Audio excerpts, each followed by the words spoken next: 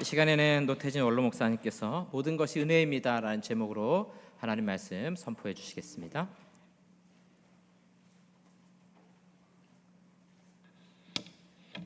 반갑습니다.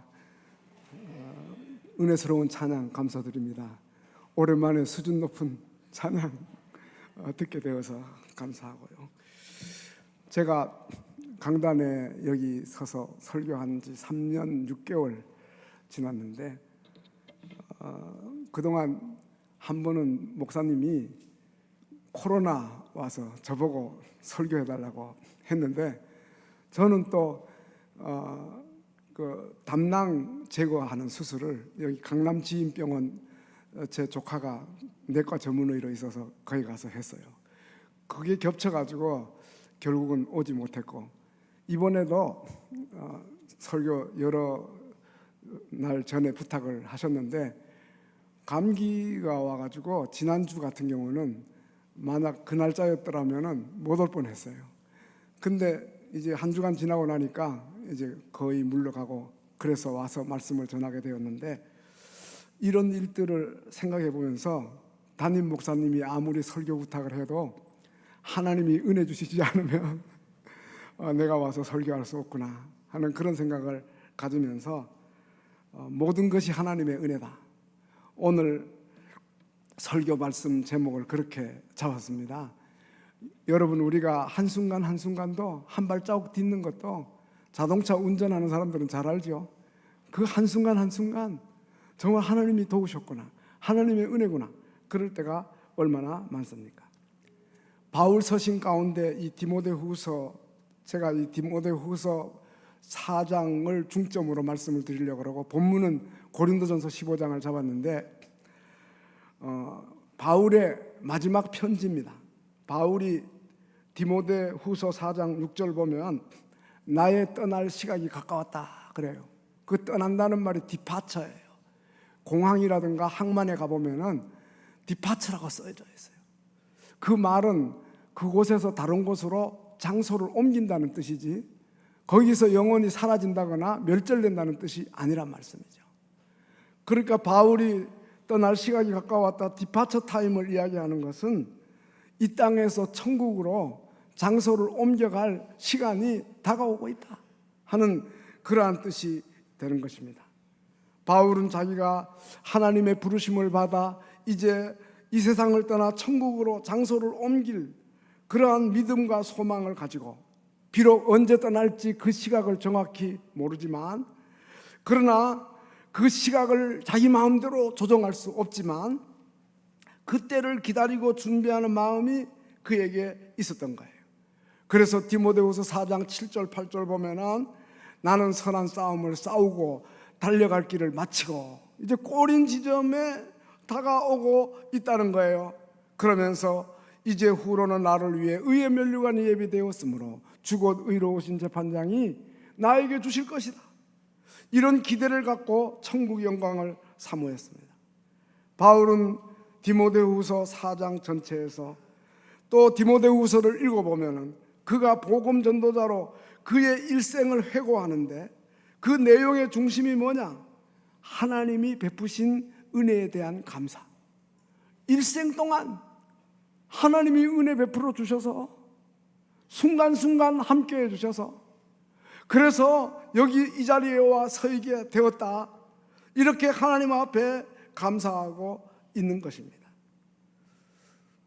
바울은 오늘 본문에서도 내가 나된 것 하나님의 은혜라, 내가 모든 사도보다 더 많이 수고해도 내가 한 것 아니고 오직 나와 함께 하신 하나님의 은혜라고 이야기하였습니다. 지금까지 지나온 것 주의 크신 은혜라, 한이 없는 주의 사랑 어찌 이루 말해라. 자나깨나 주의 손이 항상 살펴주시고 모든 일을 주 안에서 형통하게 하시네. 그래서 오늘 아침 설교 제목을 모든 것이 은혜입니다, 나의 나된 것이 모두가 하나님의 은혜입니다, 그 어느 것 하나라도 은혜 아닌 것 없고 우연히 된 것 없습니다. 그렇습니다. 기독교는 은혜의 종교입니다. 여기서 나의 나된 것 할 때에 세 가지를 말씀드리려 하는데, 첫째는 구원받은 것, 우리가 구원받은 게 하나님의 은혜. 그 다음에 두 번째는 우리가 천사도 흠모하는 직분을 받아가지고 감당하는 거. 이거 하나님의 은혜다. 그리고 세 번째는 우리가 지금 서 있는 나의 모습이 건강도 그리고 자녀들도 생업도 다 하나님이 우리에게 베푸신 은혜라는 고백. 그 말씀을 생각하면서 은혜를 받고자 하는데요. 첫째, 구원받은 하나님의 은혜에 대한 감사예요. 은혜라고 하는 것은 선물이라는 뜻이에요.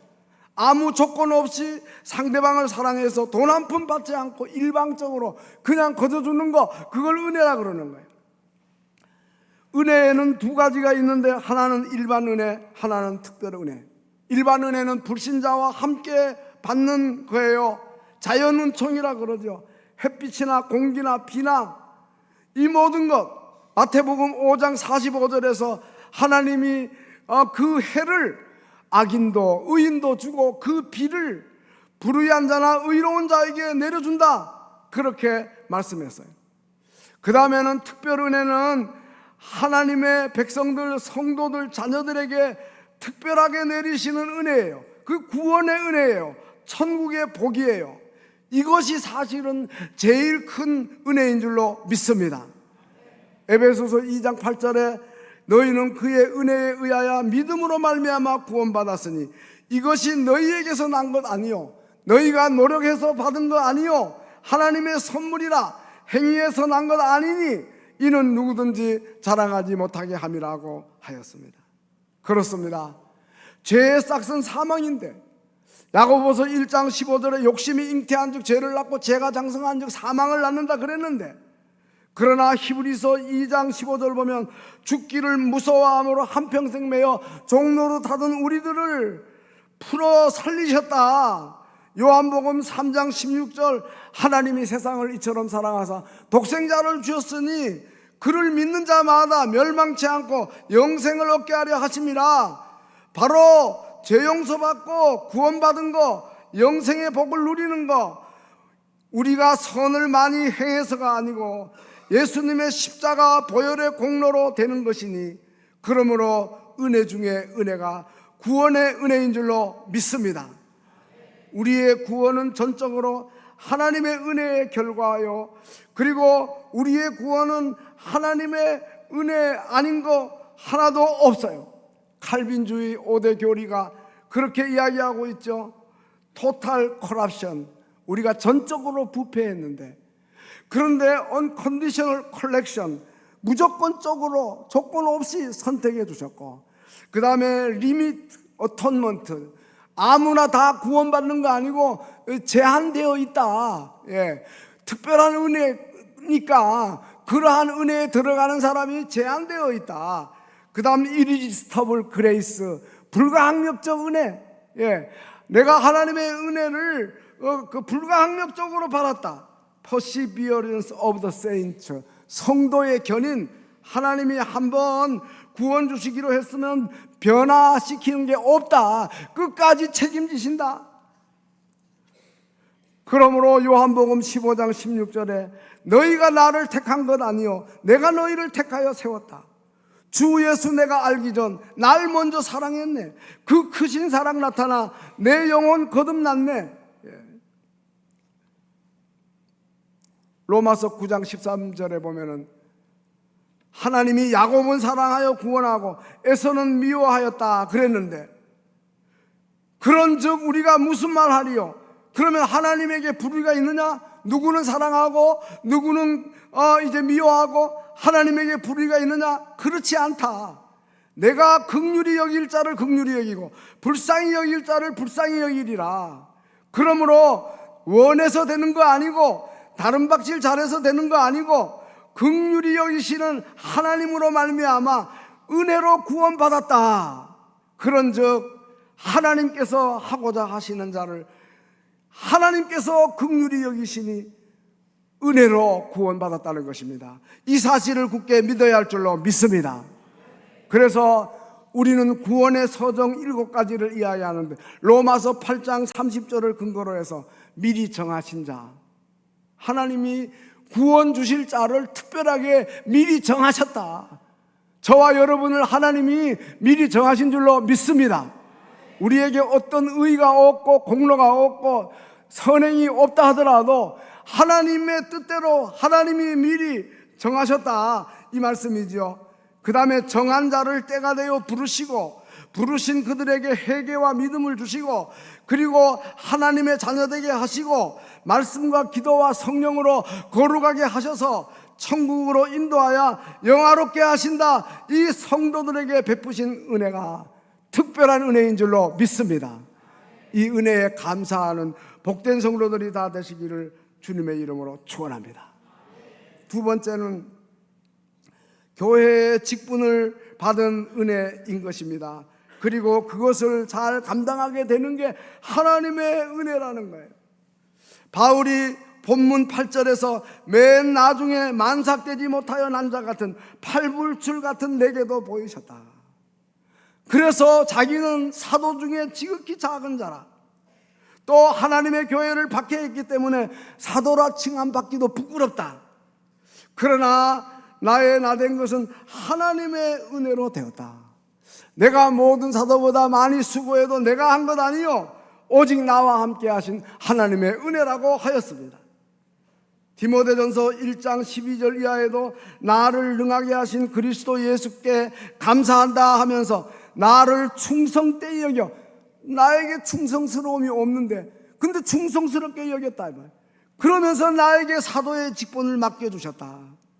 과거에는 기독교 비방하고 박해하고 폭행하는 자였으나 그런데 긍휼을 잊게 되었다. 우리 주의 은혜가 그리스도 예수 안에서 넘치도록 풍성하다, 이렇게 말씀하고 있는 것입니다. 그렇습니다.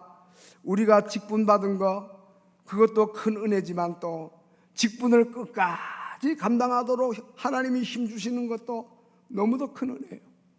베드로가 예수님을 부인하고 도망 다녔죠. 그런데 요한복음 21장 보면은 디베랴 바닷가에 부활의 주님이 나타나셔서 그를 만나주시고 떡과 생선을 먹여주시고, 그리고 내 양을 치라, 내 양을 먹이라, 이렇게 목양의 사명을 주시고, 그리고 이렇게 이야기합니다. 너가 젊어서는 스스로 띠뛰고 원하는 곳으로 다녔지만 늙어서는 내 팔을 벌리리니 너가 원하지 않는 곳으로 다른 사람이 데려가리라. 그러면서 베드로가 어떤 죽음으로 하나님께 영광을 돌릴 것을 이야기한다 그랬는데 그게 바로 순교의 영광이에요. 하나님이 그 부인하던 베드로에게 마지막에는 순교의 자리에 이르는 영광을 주겠다는 거예요. 얼마 전에 교황 레오 14세가 즉위하면서 수십만이 베드로 광장에 모여서 대단하게 하였지만, 하나님처럼 교황을 받들지만 베드로가 탁월한 게 아니란 말이에요. 하나님의 은혜가 베드로에게 임한 줄로 믿습니다. 하나님을 높여야 되는 것입니다. 구약 성경의 최고 직분자로 우리는 아론을 생각해 볼 수가 있는데, 이 대제사장 아론과 후손은 그 이스라엘 백성에게 복을 빌도록 되어 있어요. 그래서 복을 주시옵소서, 지켜주시옵소서, 얼굴을 비춰주시옵소서, 은혜를 베푸시옵소서, 평강을 주시옵소서, 그렇게 축복하면 그 축복이 그대로 이루어진다 그랬어요. 그러면은 아론이 탁월합니까? 아론이 훌륭합니까? 아니요. 아론은 자녀 교육도 제대로 못 시켰어요.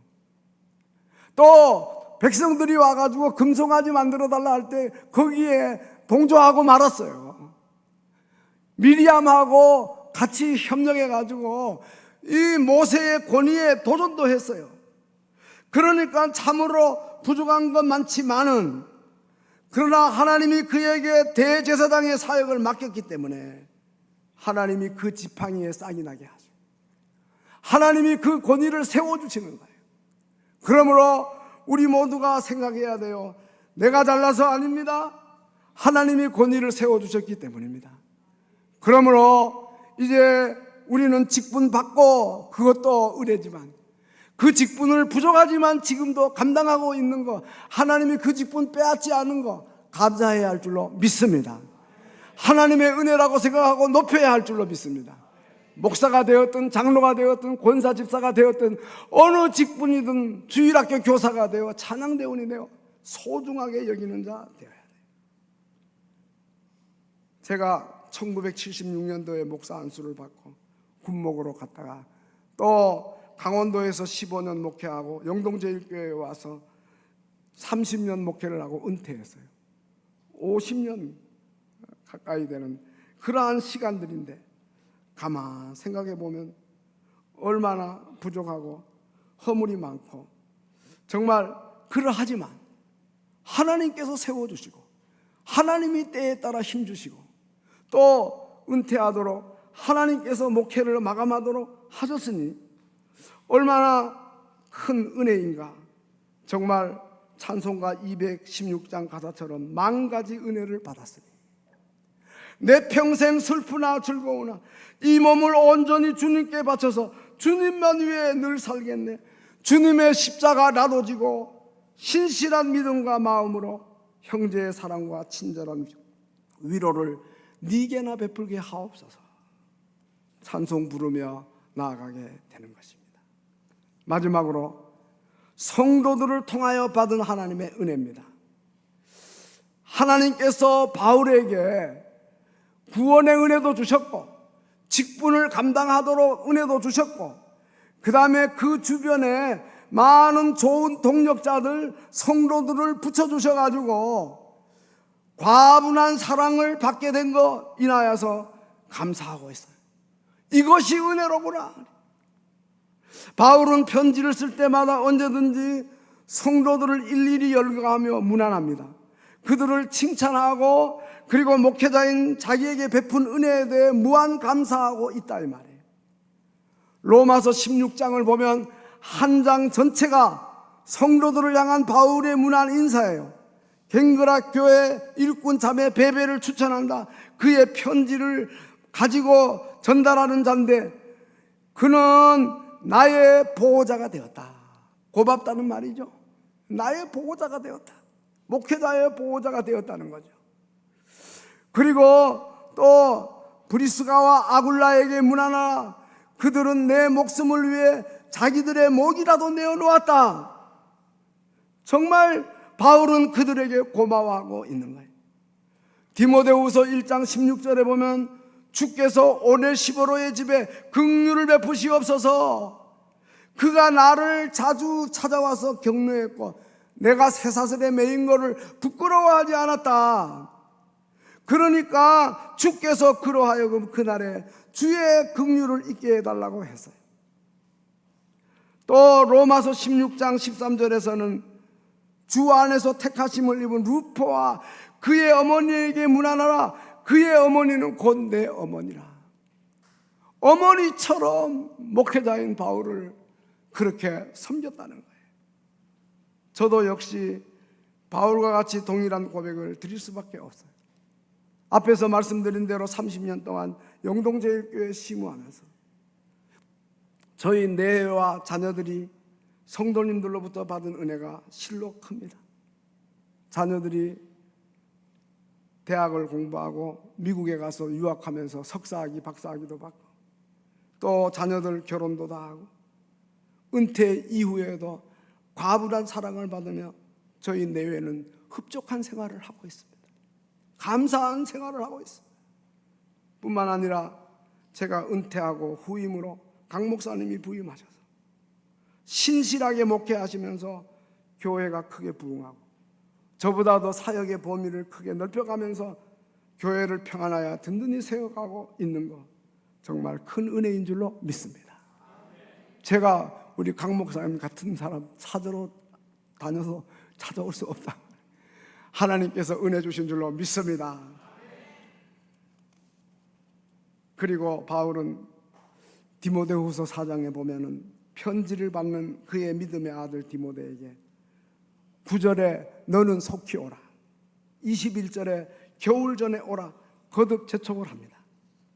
아마 나이든 노년의 전도자 바울에게 다른 노인들처럼 나이가 많아지면 그렇죠, 외로움이 컸던 것 같아요. 그래서 아들같이 듬직한 디모데 자기 곁에 와 있으면 좋겠다 하는 생각이죠.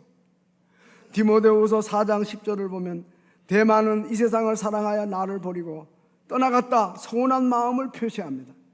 누가만 나와 함께 있다. 의사요 누가복음과 사도행전의 기록자인 그가 있다. 그렇게 얘기하면서 너가 올 때에 마가를 데리고 오라. 그는 나의 일에 유익하다. 과거에는 불편한 관계에 있었으나 이제는 나를 도울 수 있는 유익한 자가 되었으니 정상적인 관계를 갖고자 하는 그러한 바울의 모습이에요. 노년의 사도 바울은 가까운 믿음의 친구들을 불러 모읍니다. 펠로십을 위해서. 그렇죠. 교회는 코이노니아 성도들의 교제의 공동체예요. 그래서 로마서 12장 18절에 할 수 있거든 너희로서는 모든 사람과 더불어 화목하고, 그렇게 말씀하고 있어요.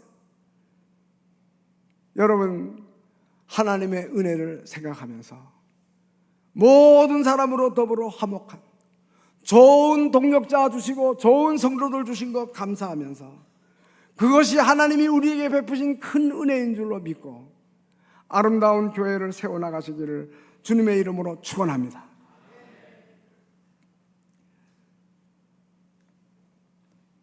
바울은 그 디모데에게 편지할 때에 앞에서 말씀드린 대로 데마가 나를 버리고 떠났다.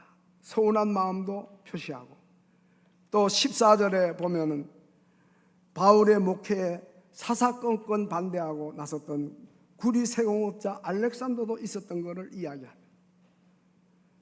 그러니까 모든 사람과 더불어 좋은 관계를 갖고 지나기는 쉽지 않다는 것을 보여주죠. 위대한 바울도 그러했으니 하물며 평범한 우리들이겠습니까? 그런데 바울은 그 서운한 마음을 드러내면서, 예를 들면 구리 세공업자 알렉산더, 나에게 해를 많이 끼쳤다.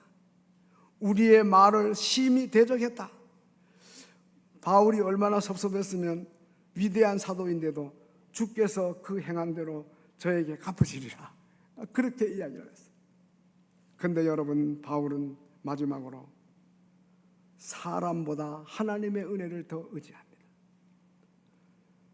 디모데후서 4장 16절에 바울은 그들에게 허물을 돌리지 않기를 원하노라. 이게 바울의 위대함이에요. 그들에게 허물을 돌리지 않기를 원하노라. 그러면서 17절 18절에 주께서 내 곁에 서서 나에게 힘을 주시고 나를 떠난 자도 있지만은 주님이 계신다. 주님이 내 곁에 서서 나에게 힘을 더하신다. 그렇게 이야기하고, 주께서 나를 모든 악한 일에서 건져내시고 그의 천국에 들어가도록 구원하시리니 그에게 영광이 세세무궁토록 있을지어다. 바울이 그렇게 이야기하고 있는 것입니다. 그러므로 바울의 소원은 사람이 아니고 주님이었어요. 바울의 소원은 주님이 우리와 함께 하심 임마누엘이었어요. 볼지어다 내가 세상 끝날까지 너희와 항상 함께 있으리라 하시는 주님의 말씀을 붙들었어요.